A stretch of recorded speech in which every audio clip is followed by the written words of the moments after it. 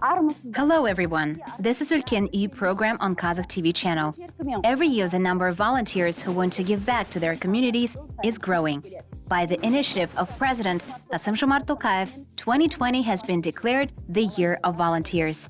And today our topic is Proud to be a Volunteer.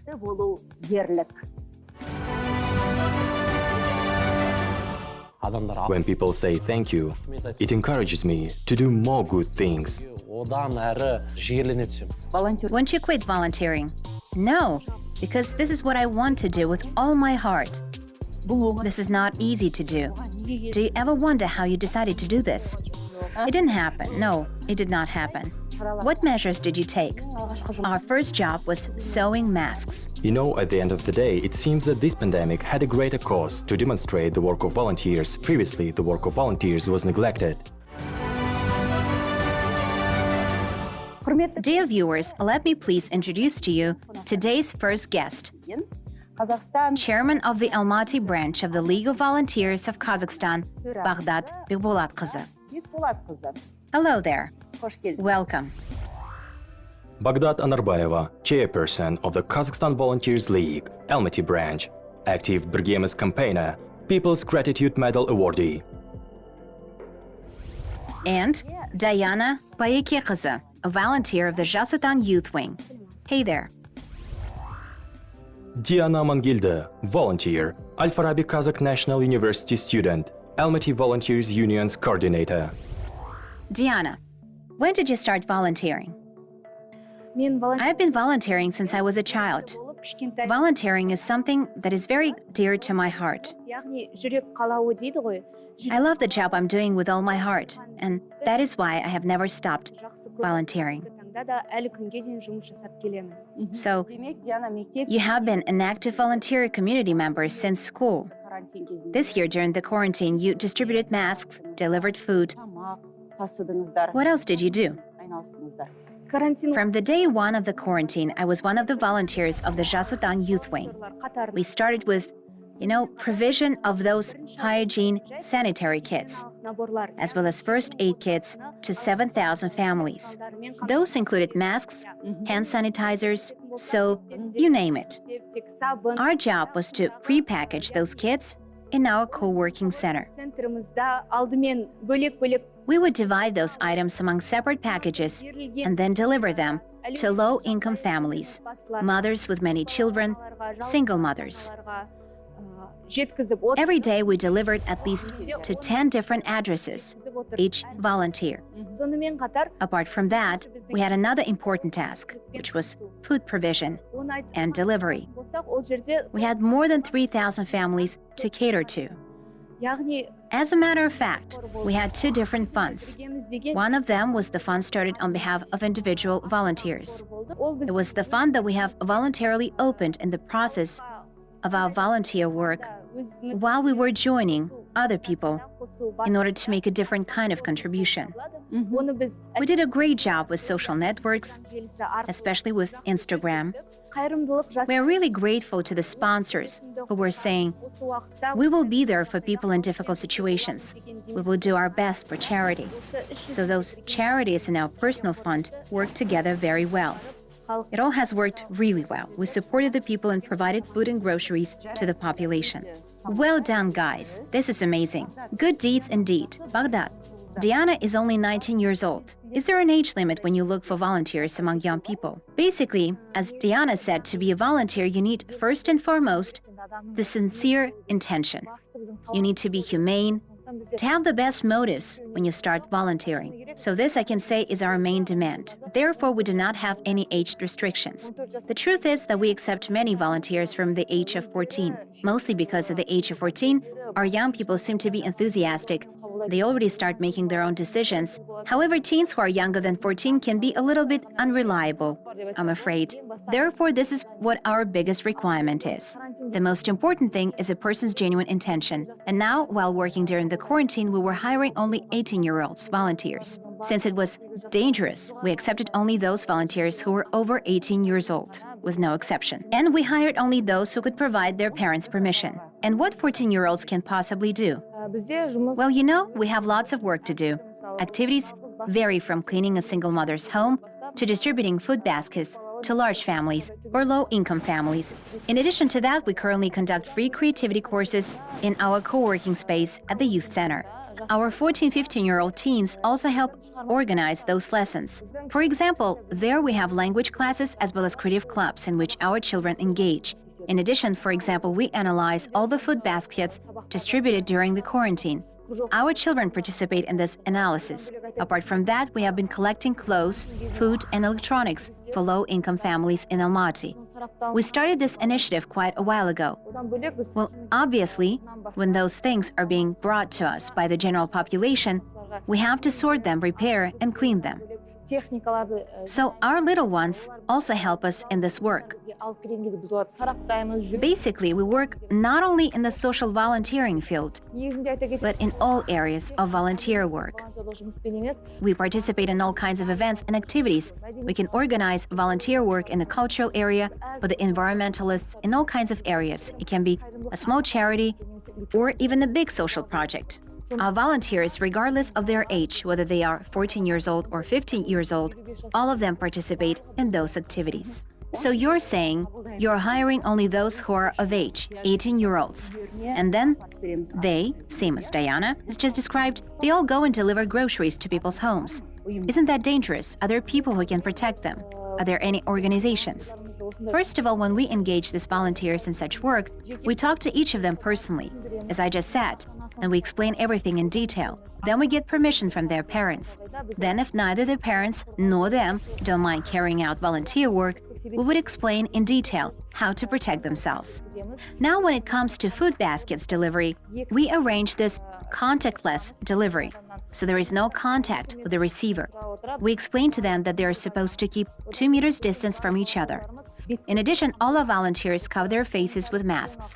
If we deliver a food basket strictly following those anti-coronavirus measures, then according to our doctors, it's okay. And of course, our volunteers always clean their hands with hand sanitizers whenever they deliver a food basket. Thanks to this, and this is to protect them against coronavirus. But what if there are people who would want to attack to hurt them? Well, to be honest, we have never experienced anything of this kind. We have never had any attacks on our volunteers. But of course, there are times when people can feel offended, because there are all kinds of people out there. Usually when we bring those food baskets, the receivers are very happy and thankful to us. But it happens that some families may not like our food. They might not be happy with its size or products brands, so different things happen. In this regard, we always talk our volunteers through this, explaining these possibilities. And our volunteers are very understanding and sympathetic. And when it comes to protecting these young people, you need to understand that we have both volunteers and coordinators. A single coordinator supervises 10 volunteers, meaning he's constantly in touch with his volunteers, where they are, did they arrive safely, whether everything went well for them or not. So basically, he's constantly monitoring his 10 volunteers. In addition to that, we were supported by a local mayor office. They provided us with a minibus. With this minibus, our volunteers are now able to cover remote areas, deliver our packages, so we drive them there and then pick them up when they are finished. Thank God, there have never been any kinds of assaults, so all our volunteers are safe. Diana, we all know that this work is not an easy one. All people are different. Do you ever get tired and think, why am I here? Why do I do this? I have never felt tired, because as I said, it's my heart's deepest desire. I can firmly say that I always enjoy the good things I do. My parents are very proud of me. They're very happy that I'm one step closer to people. Despite my age, they always support me. As Baghdad once said, everyone is different when it comes to food delivery. Every family reacts differently. There were families who would shed tears, thank us. Families who wanted to hug us and bless us. And now there are families that are somewhat disappointed. So what do you do then? In those cases, you cannot help but think about this, of course. It is said that things that you do, in fact, people should not really talk about their good deeds, but whenever it happens, you still feel strange inside, Makes you feel a little bit odd. But then you realize deep in your heart that you're doing good. I can say that I have this inner spiritual calling that makes me realize that I would never give up before I achieve my goals. That's why I think I don't pay attention to such words at all. And in the future, I truly believe everything will be fine. We will carry out our job. We are together. We are together with our people. I can hear your voice trembling when you say this. Do you have psychologists working with young volunteers after these things happen, when those people voice their complaints? In fact, I cannot say that we go directly to see psychologists or other specialists. However, I should say that today among our volunteers, we have young people who work in the field of medicine or study medicine. As I mentioned, we have volunteers from 14 to 55 years old. Therefore, I can say that our elders are experienced specialists. So we have our experienced volunteers and those young doctors who can talk to our children. We also have the coordinators that I have mentioned previously. The coordinator is usually the most experienced volunteer, so they are in charge of explaining all kinds of things to young volunteers, including those psychological things. So do you mean that they are psychologically prepared for this? Who has prepared them? Were they specially prepared by psychologists or some other specialists? Well, I can say that there are some specialists among some of our volunteers. That is for sure. As a matter of fact, I know that some of them are indeed graduates of psychology schools.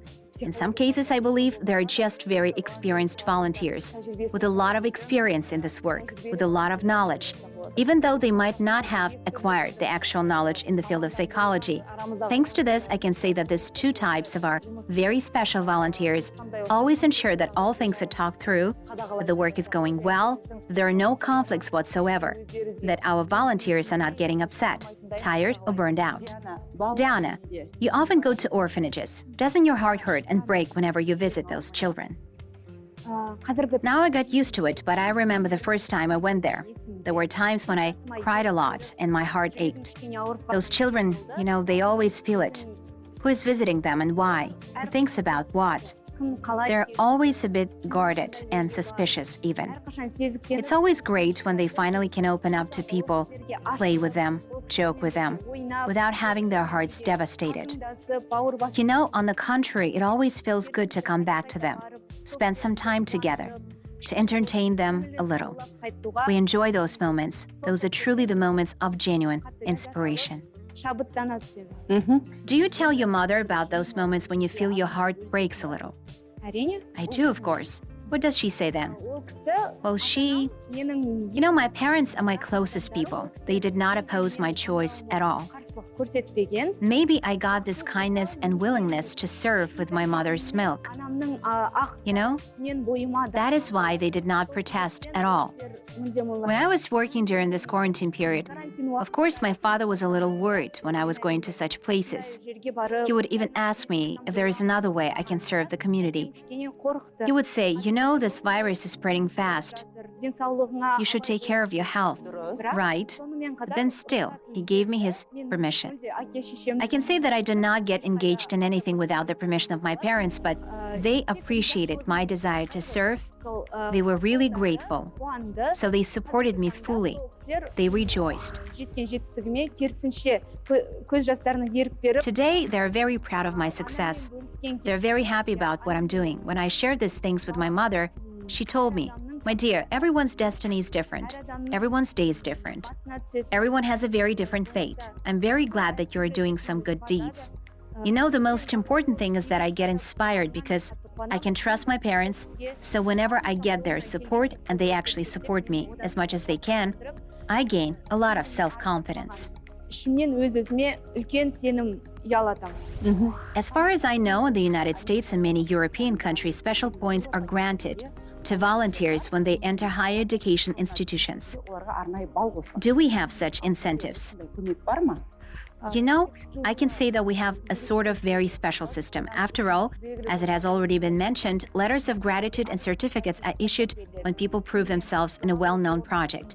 If you present and submit these letters of gratitude upon your admission to the university, graduate school, or even foreign university, it will be taken into account for sure. So we can say that if you do this volunteer work, it will help you in your studies later. In addition to that, every university now has, for example, internal grants. There will be internal internal scholarships. Therefore, when there is a competition for an internal scholarship or for this internal grant, the student's academic performance and extracurricular activity are considered. And handing over these letters of appreciation and certificates to the admissions office can also help. And what kind of help do you think the state should provide in order to encourage young people in general? When 2019 was declared the Year of Youth, the president said that the number of scholarships for our students would be increased. I think this was a great idea. Therefore, I think that if this promise would be fully implemented, it will be a great support for our volunteers. Personally, when I studied at the university, I volunteered too. I can say with confidence that volunteers are supported in our country. In cases like when the dormitory place is provided, when there is an internal competition and so on, I think it would be great if we could just keep an eye on the system, if we could make sure that this whole system is completely fair. And as I said, a little support from our sponsors, from the state, and the letter of appreciation or a certain award in this Year of Volunteers would be a great motivation for our volunteers, even if many of them are now risking their lives to support this big cause. This is what I think, but we shouldn't forget that the key thing in volunteering is this good intention.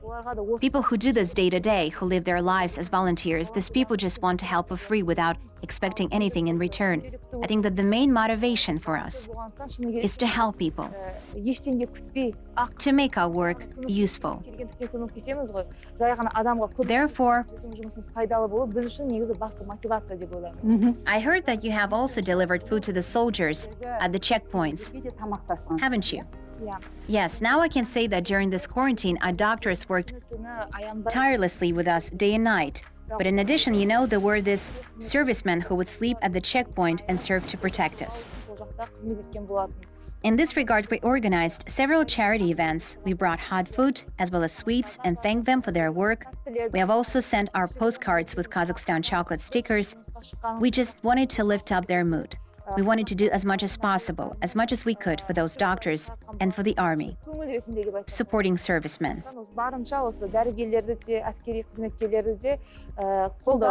So that's your way of supporting them, right? Great.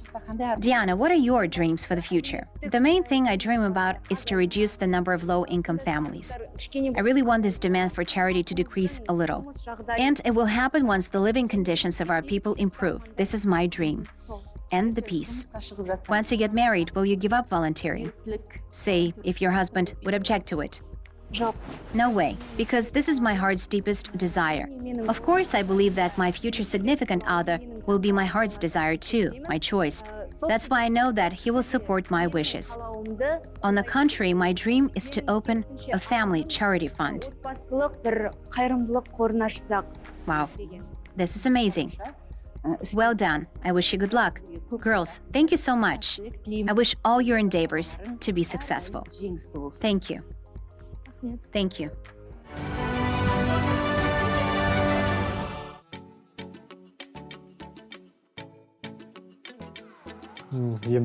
I first decided to volunteer in the 7th grade. At that time, the city of Uraysk was developing. I teamed up with my friends volunteers. I remember, it was snowing a lot in our West Kazakhstan region. We started by helping lonely old people and war veterans. At that time, there were not enough people in the council to help clear the snow. Well, I joined this Almaty Volunteers organization in 2019 in order to volunteer at the Aris explosion. When I graduated from high school and entered the university, I became interested in volunteering from the first year. Young people often come to volunteer because volunteering starts at school. During the school, I received a little education from various school organizations, gained a lot of experience, and then rose to the city level, volunteering in local organizations.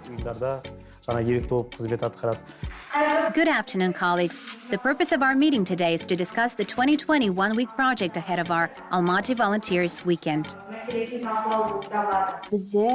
Since the introduction of the state of emergency in our country on March 19th, we immediately set up a special headquarters. We spread a word in the stories of our volunteers and social networks. We live in the digital age, after all, so the word on social networks has spread. It has spread quickly. So we managed to gather lots of volunteers. People would come to us every day. Our first job was sewing masks. We do not provide financial assistance. We did some work like delivering food and groceries. At that time, we encountered different families in different situations, so it was a special year to remember. We paid our first visit to that checkpoint on the eve of March 22nd. In general, we are accustomed to the fact that in Kazakhstan, this Nowruz holiday is celebrated on a large scale. Every year, I go to the square to drink Nauruz Koje and eat bauırsaks. This year, due to quarantine restrictions, we have not been able to organize such a large-scale event. We decided to distribute Nauruz Koje to those law enforcement officers who have been working day and night. March 22nd was a cold, rainy day. The hot soups and hot bauırsaks we brought that day cheered them up. They were so grateful to us. There were moments when there were no medicines anywhere. And there was a shortage of drugs and pharmacies. At that time, these active young winemakers launched a website called 2020. On that website, people could exchange their medicines, their pills. They could ask for pills from another person and offer their own pills. Our volunteers were monitoring the database. So, for example, if one person had paracetamol that was in high demand at the time, they could take it and deliver it to another person. We were helped by a car-sharing company.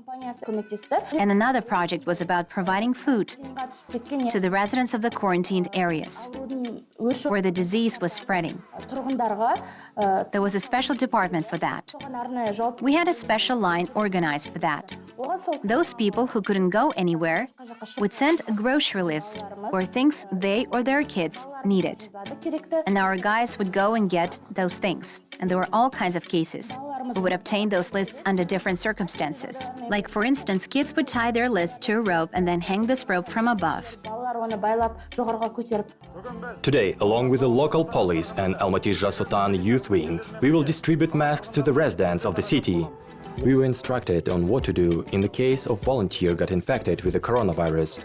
Those instructions include things like 2 weeks of self-isolation, no interactions with other people. Also, the local council took our details and added them to their database. Also, we are eligible for the free PCR test after the end of this volunteer service. This year is very special, because this year is the year of volunteers. As a result, it seems that the pandemic had played its role too, because this is the year the volunteers can finally showcase their work, you know. Before, the work of volunteers was neglected. If I am not mistaken, this year was pronounced to be the year of volunteers by the President of the Republic of Kazakhstan, Kassym Zhomart Tokayev, a year ago. KazVolunteers.kz website was launched where volunteers could obtain new knowledge and international experience via this special volunteer program. So say we work 20 hours, for that we'll receive 20,000 tenge. If you work 50 hours, you will receive 50,000 tenge. If you register on that website, you will get your financial assistance. But here it is necessary to consider both sides. First of all, you look for announcement. Say someone needs a volunteer and eco-volunteer. The number of volunteers needed: 4. Working hours: 8 hours. So you would read the program of the event in order to find out what kind of event it is. If you are interested in this event, we will register for that event. We will then work on that event. At the end of the event, the customer will post our photos there, proving that we indeed were present at the event, and only then we'll receive our fee on our bank accounts, details of which we provided earlier. In fact, in general, the social work is of great importance in our university. Because if you are socially active, it means that you get some good lessons, and that later you will be able to convey those lessons to others. Of course, our activists, our first-year students, being socially active, were given discounts. For example, tuition fee discounts, you know? Even those students who did not receive grants or scholarships were given some benefits by the Dean's office because of their social activism, their social involvement, and because they risked their lives during the quarantine. In this way, volunteering helps a lot.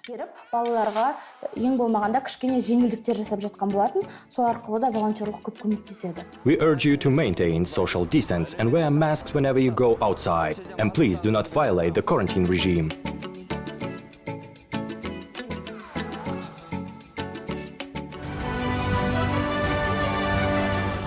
Our celebrities and businessmen were among those who helped the people during those difficult times. Some of them are visiting our studio today.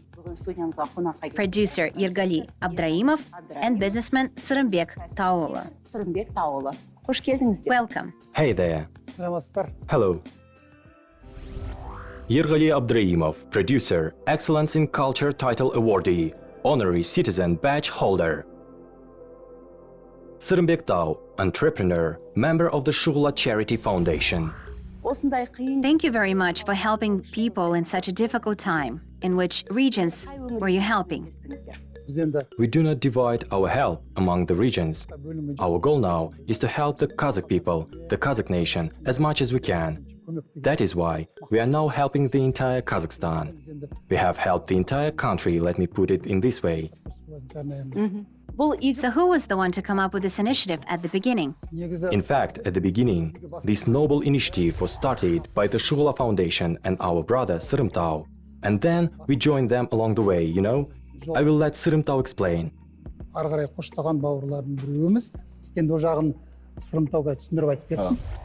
We have had our Shula Foundation since 2007.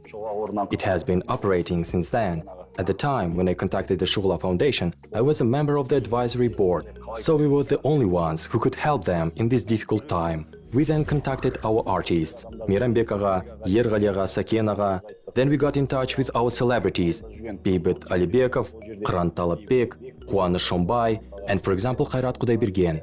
That is how we have reached the general public, because you know, there is no way we could have delivered this cargo so quickly. There was some help from the government too.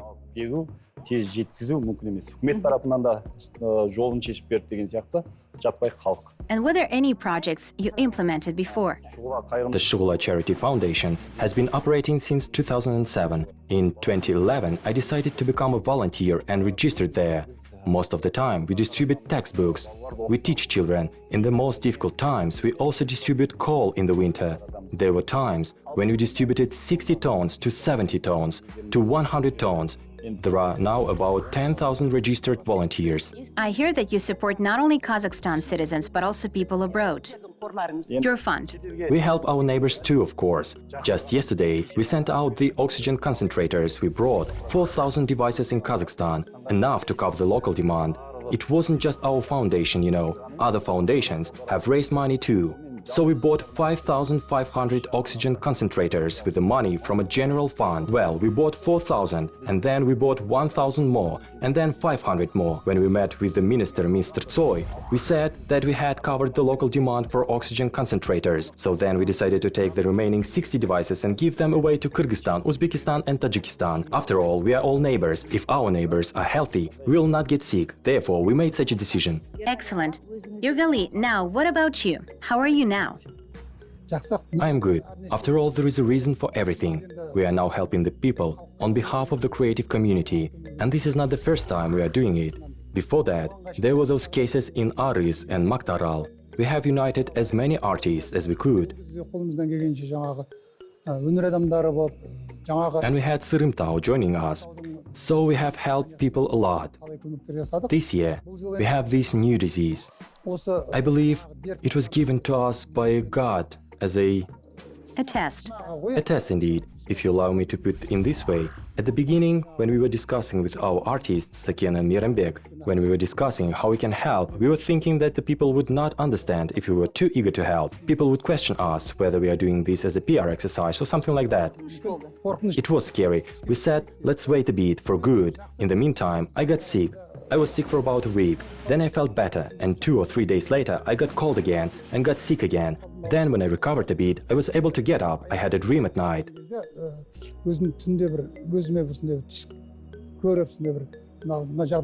You had a revelation.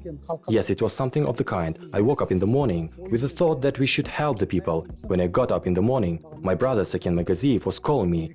He said, Yerike, we need to start with the work we were planning to do before. What do you think of it? He said. I told him, I am in.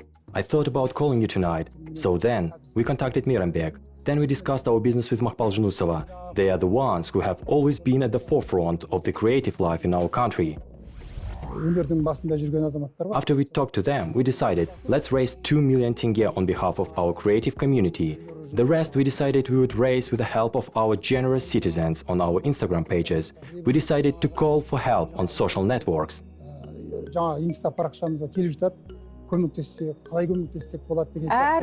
So you thanked everyone who helped. I'm immensely grateful to them, you know. Have you written personally to every single person? The thing is, although we have donated 2 million tenge by ourselves, we then have written our cards number on our page for those people who wanted to help. And you know, for those who were up for donating, and you know, in 3 days we have collected 10 million tenge.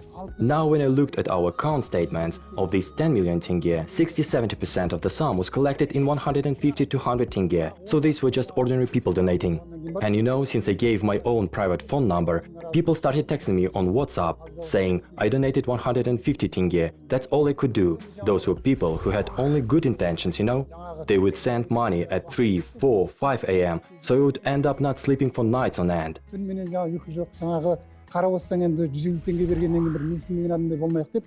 And of course, whatever the sum they donated is, we don't want to look like disrespectful people, so we would reply to them, thanking them, blessing them. And this is how united our people are. I have personally witnessed this, that when we face such a test, such a trial, it only brings us closer together. It's great. We're all doing such a good deed together. Excellent. Jibek, what other similar events do you plan to organize along with other entrepreneurs? You know, entrepreneurs are obliged to do that. We are obliged to live on Kazakh land and distribute some of our profit among our people. I believe it is our social responsibility. Now when we raised the money, 10 million tenge, came from our creative community. Altogether, 460 million tenge was raised in 10 days, and in 20 more days, we have delivered everything we bought. Одан бұрын біз мысалы мартта 87 миллион теңгеге 10 мың семьяға азық-түлік тараттық. Earlier in March, for example, we distributed food to 1,000 families for 87 million tenge. We received applications from 70,000 families. Our donations went to 350,000 people, assuming that there are 5 children in each family. We are planning to do this again. But of course, it is important to eliminate unemployment, because there is this good saying, do not give a person a fish, give him a fishing rod. If you don't give away fishing rods now, we won't be able to produce fish. So we need to eliminate unemployment first. There is also the problem of educating young people. Then the third problem is the wages in Kazakhstan are very low. How can we raise those salaries?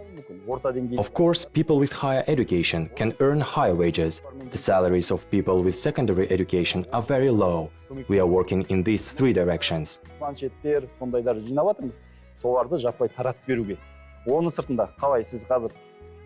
Currently, we are helping school children. We are now collecting laptops and tablets. Our goal is to distribute them en masse. Then, in the blink of an eye, winter will come. The first thing everyone needs in the winter is warmth. For example, our entrepreneurs in the Joly Foundation, well, each entrepreneur takes the responsibility of delivering from 10 to 20 tons of coal. We will distribute the coal later. Secondly, when it comes to increasing knowledge, now we are conducting English language courses, and whenever it is possible, we send them abroad to acquire knowledge and experience abroad. We have come up with a plan until 2025. We have now all learned how valuable the health is. We will soon submit this plan to the government. I think they will approve it, because we all now know how valuable our health is. You know, so many of our stars, celebrities and businessmen refused to come to our program. They said, it will look like we're advertising ourselves, so we're only looking for some hype. So what do you think about it? Do you think that celebrities should actually announce their good deeds to the public? They are the young generation's role models, after all. Now, you know, if you are setting an example, if you are helping your country, why should you hide it? I mean, I get it when you want to conceal the fact that you are helping people as an individual. But this is not only on my behalf, but also on behalf of the creative class. And Sırımtau, I have known him for years now. We became as close as brothers. And we, for example, we met with the guys from the Joly Foundation. All of them are good guys. I wish everyone could get acquainted with them and work with them. There is nothing to hide here. If there are people in need, if there is a growing youth who will learn from you, who will see you as an example, then I think there is nothing to hide. Өсіп келе жатқан жастар сенен тәрбие алып, саған қарап түзелетін болса, мен ойлаймын, бұл жерде ешқандай There's nothing to hide. Absolutely nothing. However, it seems that there were difficulties. Some have accused you. There were people saying that while they were stuck at home during the quarantine, you were outside, collecting money from the population. Well, you see, енді мен мысалы now, for example, on behalf of artists, I would like to say that the artists are not entrepreneurs. They're not as rich or loaded with money as many would think, especially those sitting in front of TV. Not at all. You know, we have our group chat in Messenger, where we have many artists, and some of them would text, "I am sick, and this quarantine is not helping either. I am in difficult situation. Please help me if you can." So you see, we all are people, just like everyone else. I hope people could think of us as human beings, breathing, living people. Now, as for the entrepreneurs, that's another story, but I am happy we creative people were able to join our efforts with them. We are now doing everything we can for the country, all of us, creative class, businessmen, ordinary citizens, and we are supported by the people, and all of our efforts are for the people. Since you're among those who walk around trying to help people, how do you feel about those who say, we'd better stay at home? мынандай бір зат You know, the Kazakhs are well known for their ability to share both hard and joyous moments. We are at our best in times of trouble. For example, when I went to Maktaral, I invited Yerdos, who was recommended by Yergali Agha. Then we were joined by Abay Beginey, who decided to go there too and comfort the people with his songs. That support was more than helpful. I couldn't do it. You know, sometimes you have to do good deeds publicly. Otherwise, you will not be able to comfort the people. In order to comfort people, it is necessary to have these artists perform in front of the people. In that case, you don't need to deliver someone else's words. You don't need to say, someone has said this and that. I remember someone wrote me, saying, if you go on like that, you might get sick too. And then you can probably infect someone else, right? Yes, there is always a possibility you can infect someone else. But it got me thinking, you know, if I stay at home, if you stay at home, if she stay at home, who will go out there to help the people? How many people? Imagine if doctors stayed at home. Just think of it. How many people now don't know what to do for living? For example, they lost their jobs, or say my employees lost their jobs. We did not stop paying their salaries. But imagine how many people are now left without any money. And if us entrepreneurs won't help them, if we don't do anything, don't set an example, if we don't do anything, other people don't do anything, you don't do anything, imagine how it could possibly have ended. People would just stay at home, feeling indifferent to other people's sufferings. For example, when we were raising money for those oxygen concentrators, there were people who were willing to donate like 500 million tenge. There were people who called me and were ready to offer 800 million tenge. You see, these are the kind of people we have in our country. And once we announced the fundraiser, there were guys who came to us at dinner and gave us $5,000. So you see, if we do not make such announcements publicly, where else would they hear about them? Who would ever hear of them? Who would ever hear of them indeed? That is why there are two types of charity, public charity and secret charity. It is up to a person to decide which one he is willing to do, but let's not judge those who decide to do it publicly. Excellent.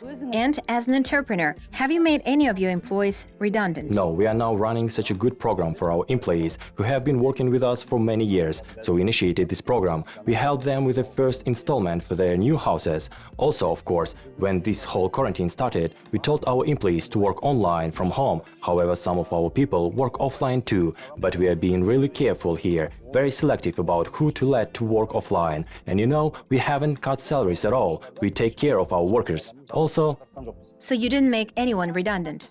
no, we didn't. Moreover, we have opened one of our branches for work. However, we reduced working hours. So basically, the branch was open from 10 a.m. to 4 p.m. and still we didn't cut the salaries. So you help doctors too? You know, we have this campaign. Now my brother, his name is Nurumbek Tao, he works in our company too. So we organize this campaign. My brother delivers 10 liters of kumis and 10 kilos of fruits and vegetables a day to 5 hospitals in Alatau district. It is free delivery. Because you know, we don't want our doctors to get sick. So if we take care of our doctors' health and working conditions, everyone will be happy. Also, we have a small fund organized by small business owners called Damu Business Group. So what we did there, We sat down and thought about who is in the most vulnerable position at the hospital. And we thought a nurse, of course, because nurses have to answer to both doctors and patients. They are not getting paid enough. They get scolded often by doctors and patients. So we decided to pay the nurses half of their monthly salary. We started doing it in April, you know. At that time, people were curious why we decided to pay nurses rather than doctors. The answer is simple. The nurses don't get to go home too. Their salary is very low. So we selected 40 nurses and paid them on behalf of the Damu business group. And you know, we didn't just pay them money. We also gifted them Kazakhstani chocolate and souvenirs. Because you know, if we don't inspire each other in these small ways, if we do not try to awaken other people's kindness, everyone will just stay at home and be afraid of each other, of helping each other.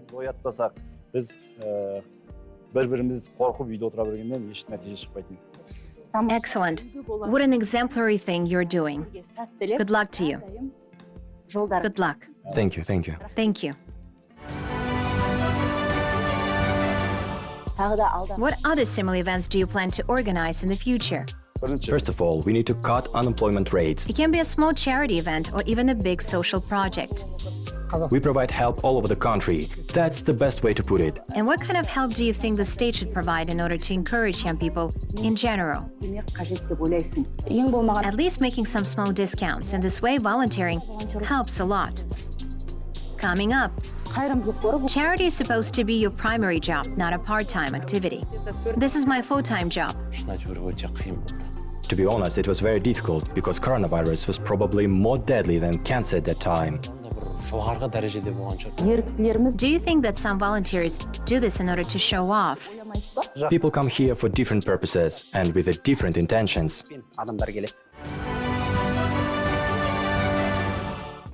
Dear viewers, our next guests are the leaders of the Honest Service to the People movement, Toğжан Бақытжанқызы and volunteer Алтынай Абдуллақызы. Welcome. Thank you. Thank you. Toğжан Kojaliyeva, volunteer, leader of the Honest Service to the People movement, graduated from the Al-Farabi Kazakh National University. Алтынай Sabiraliyeva, volunteer, Master of Business and Economics. Toğжан, Алтынай, thank you very much for helping people during those difficult times. What kind of help did you provide? Which regions did you cover? At that time, we started a campaign called Soup, which was aimed at providing food to doctors all over Kazakhstan. We cooked a lamb soup at home, and we're delivering the soup bowls to the doctors. In total, we have covered cities Nur-Sultan, Almaty, Karaganda, Aktobe, Rudny, Oral. So altogether, we have delivered our soup to 7,000 people and 7,000 doctors. Soup, you say? That's interesting. Where did you get the idea of your campaign? Why soup? Well, you know, because whenever the person is ill, he or she always wants to have some soup. And it's good for your health, right? It's good for your health indeed. So we were cooking the soup ourselves. Did you have the COVID-19? My husband and I were very sick. Then I remember when I was sick, I said, I wish someone could bring us food. And you know, it was circulating on WhatsApp messages like, since we're Kazakhs, it's good for us to have soup when we're ill. You know this kind of messages. Then without much hesitation, once we recovered, we decided that it would be great if we could provide soup to people who need it. Since then, we cooked about 20 liters of soup per day. On your own? Yes, all by ourselves. You know, the soup where you put potatoes, onions, carrots, you boil meat, make the soup very concentrated, with lamb's grease and so on. And then we would deliver the soup to the hospitals. And were people grateful to you? Were there people who said they didn't want to have soup at all? It didn't happen. No, it didn't happen. For example, we helped 24 hospitals in Kazakhstan, and every day in Almaty. So you fed only doctors then, or patients too? No, we fed doctors only. See, this is what happened. Patients in hospitals had their own food, and the doctors, who were working hard, had no food. As a result, they were often unable to go home during the quarantine. That's why sick people asked us not to bring those bowls to them, but to take them to the doctors instead. Therefore, all our attention was focused on those doctors. It has been a year since the campaign was founded. How many volunteers have expressed a desire to work with you during this period? Well, you see, for example, we had 45 volunteers in Kazakhstan, 10 volunteers in Almaty. We started cooking soup when we only had 4 volunteers. And then people joined us and asked us where to take the soup and where to deliver it. We had 10 volunteers in Almaty and 45 volunteers in Kazakhstan. As Tojan said, we had 45 volunteers in 7 cities. So the soup campaign engaged more than 45 people. But you see, 7,000 people, so basically every one of them was cooking in their own kitchens, and they were using their own groceries.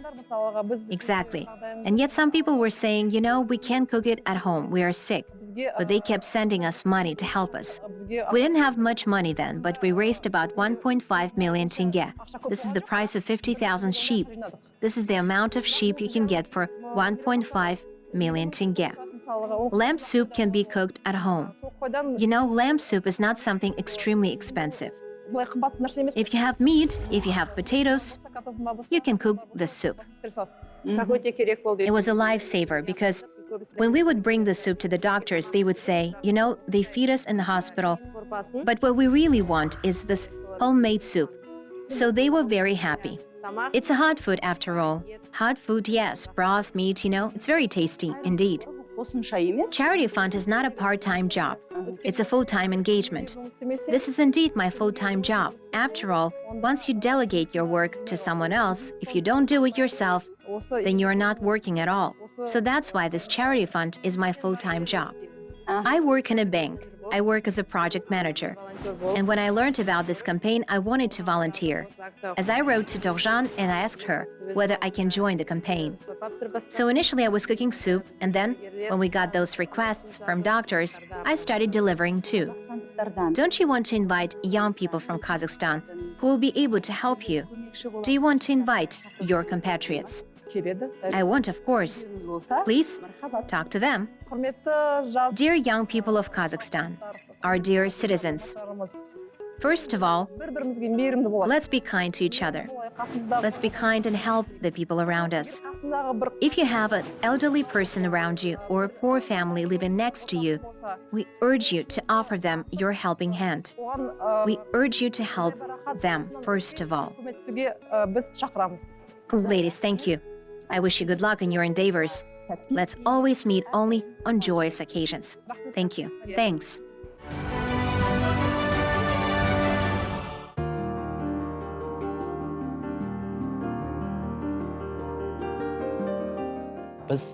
We were among those who helped to identify people who flew into the country, got off the plane and were showing the first clinical symptoms of fever. In other words, the brigade was in charge of identifying such people.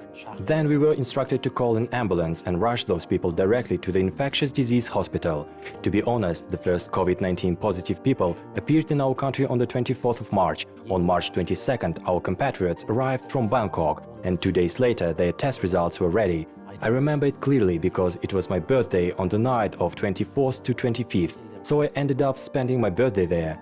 I was all suited up, dressed in that protective gear. My phone was ringing constantly. People were congratulating me, but we had to spend time with the people who accompanied those patients. And then at night, when we got the test results, we had to break it to our first patient. We had to tell him that he tested positive for COVID-19. To be honest, it was very difficult, because coronavirus was probably more intimidating than cancer at that time. Because for us, it was a world unknown. You know, no one knew what to expect. The next day, those people did not understand what was happening. That's why we tried to deliver the news as casually as possible.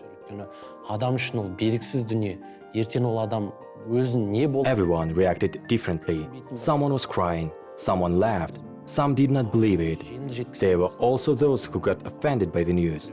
You know, we had a patient who had undergone surgery in Moscow on the 16th of March, traumatic surgery. She had been waiting for this surgery for a while. And when the state of emergency was declared, she decided to go to Moscow for this surgery anyway. And it is understandable she decided to go because she was thinking about her health. So she went to Moscow, where she had an operation, and there were no planes for her to get back home. Because of the state emergency, all flights were cancelled. So she then took a bus from Moscow to Aktobe with Kazakhstani students. Then she took another bus from Aktobe to Almaty. Now you can understand that after surgery, it is very difficult for a person, especially a person with a sore leg, to take a bus. She came back, but unfortunately, she tested positive for COVID-19 infection. Her husband accompanied her, and unfortunately, her husband tested positive for COVID-19 too. So we were the first to break this news to him and his wife. And can you imagine, once I delivered this news, she beat me up with a cane. I was a little shocked, but then I immediately regained my self-control. Then I just decided to sit down next to her. She burst into tears. I sat next to her, and she was crying, clinging to me. I was comforting her with my words while she was crying. You are brave soul. You have been on the bus for so long. You had an operation. You are a mother. You are a strong woman. You will beat the coronavirus. I am 100% sure of that. That's why you can't cry or be stressed out. On the contrary, it might have a negative impact on your health. I believe in you. I said all these, and then her husband sat next to us. And you know, for any woman, it is always good to have her man's shoulder to cry on. So after her husband came to comfort her, she accepted the diagnosis, and we took her to the hospital. Диагнозды қабылдап, жаңағы ауруханаға жеткізген болатын.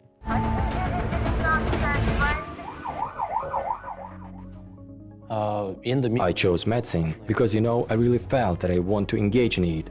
When my mother gave birth to me, she was in the intensive care unit for a very long time. Then my mother's health deteriorated. As a child, I was a frequent visitor to the hospitals and clinics. I met many doctors, so I really enjoyed the work those doctors were doing. After all people go to doctors with high hopes, you know? They trust doctors, they believe they could get better. And doctors, at the same time, they try to help people, and in return, they receive people's gratitude. And as for me, you know, I love it, I enjoy it. When other people thank me, when they are being grateful. Some people prioritize money, you know. Some people may love other things, but when people thank me, I get more motivated to do good. The results of my work in this pandemic were not ignored. You know, when I first started my job, I didn't think that volunteering would bring me any benefits from the state, and I wasn't really doing this for benefits. But this work was not ignored. It didn't sleep the attention of the government. At the age of 23, I received a state award. I received a medal of gratitude. And what a wonderful title this medal has. People's Gratitude Medal.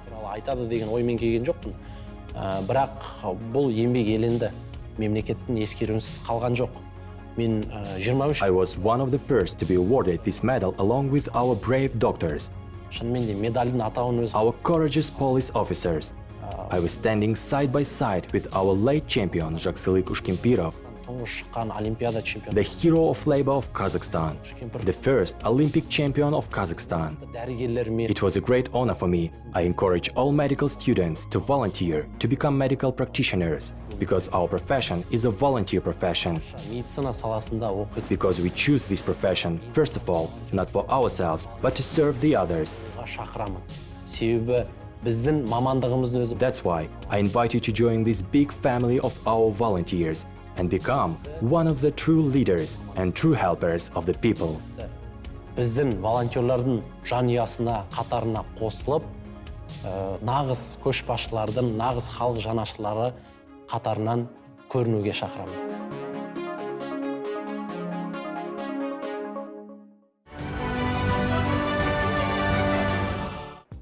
Our studio's next guest is a psychologist, coach, and trainer, Қуаныш Сериханова.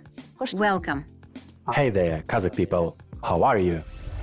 Қуаныш Жұмабаев, psychologist, conducts public speaking courses. Қуаныш Сериханова, this year is the volunteer year. Most of our volunteers are young. We often hear the older generation accusing them of being lazy and having nothing to do. What do you think? What are the benefits of following this calling? And what kind of young people decide to follow this calling? Who are they? Now really what we saw in 2019 when we worked closely with young people and brought together a lot of young people conducting various webinars and courses for them. What we saw was that there are volunteers in every single field. When we work with volunteers in 2020, we see several types of people. For example, it can be the only child, someone who does not communicate to people at home, you know, an only child. So he then decides to open up and grow into something. They want to open up. They want to prove themselves, so they make their decision. Some people are truly compassionate. They want to help everyone. They want to do good over and over again. And then there are others. Some people work in certain places where they can establish some networking connections. So to speak, in places like business centers or akimats, they prefer to work with VIPs and they volunteer to achieve their goals in the future. Some of the volunteers really have psychological problems, so to speak. They don't get the attention they crave, so they decide to join a new environment. This is because volunteers are often active and live an active life. They run about and socialize, especially in orphanages and nursing homes. So you see, people come here for different purposes and with different intentions. Сондықтан бұл жаққа әртүрлі мақсатпен, әртүрлі ниетпен адамдар келеді. In general, in developed countries, in the United States and Europe, it's necessary for children, teenagers, or students to have those certificates in their portfolios. This can help them in their studies, whether it's a school or university. We don't have these requirements in our educational system. So don't you think that our volunteers are only up for it just because they really want to show off? I don't think so. You see, we usually get so caught up into societal pressure, the environment, the people we interact with, our family, our exemplary parents, how often we are taught to do good, and how we are being taught to do good. You don't need this. You are wasting your time. Can't you do something more useful? This is a usual rhetoric we hear from our society, and we are used to it. We have this needy mindset. Give it to me, provide for me, what will you give it me now? And we don't really think much about how we can serve our own country. There are few people who think of it. So the idea behind it is really good. You know, it is said that 10% of our earnings, at least 10%, you have to donate to charity. If you really can physically do anything, then you have to do it financially. It is said that we need to be kind, to caress the orphan's head, to help the elderly. It is normal for people in our modern life to do that, to give back to the community. Young people often realize that, and it is a good thing that they look at other people's Instagram accounts, taking examples from people abroad, watching those movies or interacting with other people, basically understanding that giving is indeed a good thing. Басқа адамдармен араласса да, басқа адамдардың Instagram парақшаларын көргенде олар түсінеді, что ол жақсы нәрсе. According to some psychologists, in general, those who engage in charity activities usually suffer from a broken heart. What do you think about it? Now, since different people decide to volunteer for different purposes, if you look at them, you will of course find such people among the volunteers. But does this work negatively affect them? Let's say they have their own wounds that were not healed. They have their insecurities. And yes, in some ways, they are psychologically. Let's say yes, but you know, generally speaking, it depends, and I think it might have some minor negative effects, but those are probably so small that only 1 in 1,000 people can feel it, because we know these are people with certain mindset, and even if they are sick, they are still happy to help others and do not pay much attention to those minor episodes of negativity. So what we are talking about is deeds. So they forget about their pain. Yes, those deeds really matter. When one does something good for other people, one may forget about his wounds or overcome pain. Therefore, it is rare that it has a negative effect. Because now a lot of people engage in these activities, where they communicate with each other, where they help each other in these communities. They see who is doing what. There is no such thing here as being told off by someone, a colleague or a boss. There is no such thing as being offended or being mistaken. There will be very few such things. This is because volunteering is often done by people who are kind and sincere. We noticed that they stick for each other there. Volunteers often want to help someone. They might be self-denying even, you know? They say, my mission in life is to do something useful, to leave a mark, to be happy, to be a pride for my parents, to be proud of my children in the future. In other words, those people are looking for their self-identification. They know their good and bad traits. They are self-aware. They understand how they can help a person. This is the second stage, let's say the second level of the pyramid of needs. And the third level is when you know the world. You are open to the world. You are one with the world. So it all starts with a self-knowledge. So if psychologists can help you to understand yourself, why is it a weakness? Great. Thank you so much for your interview. I wish you all the best. Thank you. That's all for today. I will see you soon in Ulken Ui on Kazakh TV channel.